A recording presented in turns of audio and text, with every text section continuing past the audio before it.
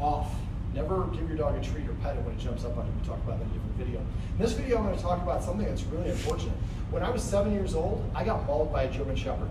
It opened up the side of my face. I had 500 stitches here, and if you were sitting here, you can see inside my mouth.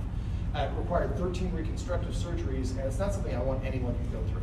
I've read a lot of case studies as a dog behaviorist about puppies or dogs that had no history of aggression, never any aggressive behavior or anything, and suddenly, out of the blue, attack the child.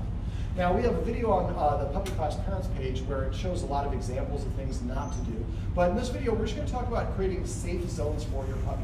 If you have kids at home, this is really important for you. If you don't have any kids, you probably skip this video.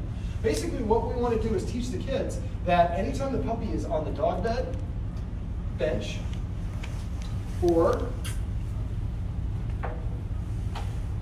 chambers, the kennel, the kids are not allowed to interact with them. So it's just a simple rule. You just tell the kids and come up with some sort of consequence for them.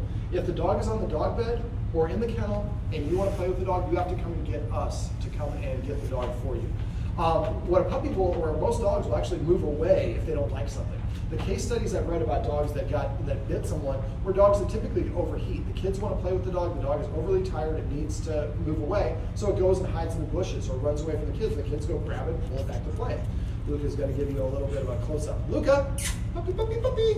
So what you want to do is just make sure that anytime the dog is on the dog bed or here, that you're going to make sure that it's off limits for the kids. Now, make sure you assign command words so you can direct the dog here if the kids are being a nuisance, or you see the dog is pulling back, turning its head, it's licking its lips, it's yawning. Those can be signs of stress and anxiety. Chambers.